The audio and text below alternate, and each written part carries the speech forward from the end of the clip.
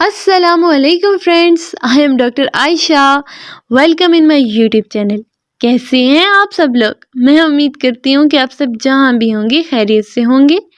नाजरीन, आप मुझे देख रहे हैं गौसिया तिब्बी फाउंडेशन के प्लेटफॉर्म से, और जैसा कि आप सब तो जानते हैं कि हम हमेशा से आपकी हेल्थ और फिटनेस के लिए कितने अच्छे अच्छे और बेहतरीन नुस्खे लेकर हाजिर होते रहते हैं। तो मेरी आप सब दोस्तों से रिक्वेस्ट है कि अपने गौसिया तिब्बी फाउंडेशन यूट्यूब चैनल को सब्सक्राइब करें, लाइक करें और वीडियो को ज़्यादा से ज़्यादा अपने फ्रेंड्स के साथ शेयर किया करें ताकि आपके साथ साथ उन्हें भी फ़ायदा हो। तो चलें फिर चलते हैं अपने आज के टॉपिक की तरफ, जो कि बहुत ही ख़ास होने वाला है। तो वीडियो को लास्ट तक देखिएगा और वीडियो का कोई भी पार्ट स्किप मत कीजिएगा। तो फ्रेंड्स, आज जो नुस्खा मैं आप लोगों के लिए लेकर आई हूँ वो बहुत ही ज़्यादा अहमियत का हामिल है, क्योंकि ये मर्ज़ आजकल बहुत तेज़ी से फैल रहा है। तो नाजरीन, आज मैं आप लोगों को एक आसान और बेहतरीन बवासीर का इलाज बताऊंगी जो कि बहुत से लोगों का आजमाया हुआ है।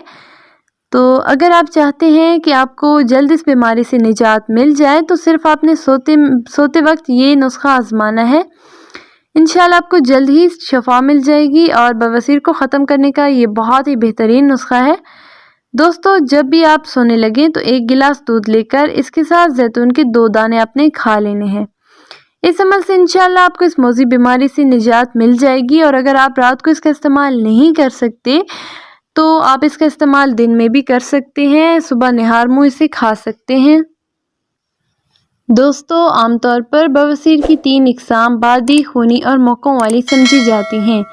हालांकि बवासीर की ये 3 मुख्तलिफ दर्जे होते हैं जो मरहलावार अपनी शिद्दत दिखाते हैं। बहरहाल, बवासीर बादी हो या खूनी या फिर महकों वाली, ये ख़तरनाक मर्ज़ है। बवासीर ऐसे अफराद में पाई जाती है जो ज़हनी दबाव और असाबी तनाव की फ़िज़ा में काम करते हैं। मेटाबॉलिज्म की सुस्ती और आंतड़ियों की कारकर्दगी को मुतहरिक रखने वाले मुफीद बैक्टीरिया में कमी या ख़ात्मा हो जाने की वजह से भी बवासीर की अलामात सामने आने लगती हैं। तो अगर आप मुतवातिर कब्ज़ कुशा दवाइयों का इस्तेमाल करते हैं, जैसे कि छिलका, स्पिहोल और जलाबावर मुरक्कबात, तो इससे भी आपकी आंतड़ियाँ कमज़ोर हो जाती हैं, जिससे फिर बवासीर समेत आंतड़ियों के मसाइल पैदा हो सकते हैं। इसके अलावा मुर्ग, बादी, गोश्त, तेज़ मिर्च वाले मिसाले, चावल, बैंगन, दाल, मसूर, फास्ट फूड या कोला मशरूबात, बेकरी मसनूआत और इसके अलावा दीगर ग़िज़ाओं के शौकीन अफराद में भी बवासीर में मुब्तला देखे जा सकते हैं। इसी तरह ऐसे अफराद जिनमें खल्त सौदा की अफजाइश कुदरती तौर पर ज़्यादा होती है या सौदा पैदा करने वाली ग़िज़ाई अज्जा के इस्तेमाल से खल्त सौदा बढ़ जाए तो भी बवासीर तंग करने लगती है। इसके अलावा अगर आप चाय, शराब और सिगरेट नोश या पान, तंबाकू और नस्वार खाने वाले अफराद हैं तो आप भी इस मौजी बीमारी के चुंगल में गिरफ्तार हो सकते हैं।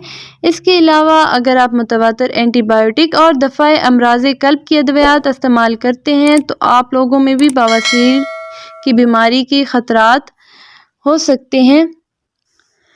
इसके अलावा दोस्तों, गर्मियों की निस्बत सर्दियों के मौसम में बवासीर का शदीद हमला होता है और इसकी सबसे बड़ी वजह पानी का कम इस्तेमाल या मुर्गन और तवानाई से भरपूर ग़िज़ाओं का इस्तेमाल भी बन सकता है।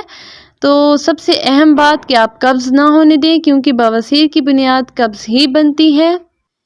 इसके अलावा दोस्तों, कब्ज़ से बचाव के लिए रेशेदार ग़िज़ाई अज्जा का बकसरत इस्तेमाल बेहतरीन कुदरती हिफाजती हथियार समझा जाता है। तो फ्रेंड्स, इसके अलावा आप गंदम और जौ का दलिया नाश्ते में लाजमी इस्तेमाल किया करें। इसी तरह आप नाश्ते में दही का इस्तेमाल भी किया करें। इससे आंतड़ियों के मसाइल से आप महफूज रह सकते हैं। और मौसम की मुनासबत से पानी, फलों की जूसेस और कच्ची सब्जियों का मुनासिब इस्तेमाल करके भी आप बवासीर के हमले से काफ़ी हद तक बच सकते हैं।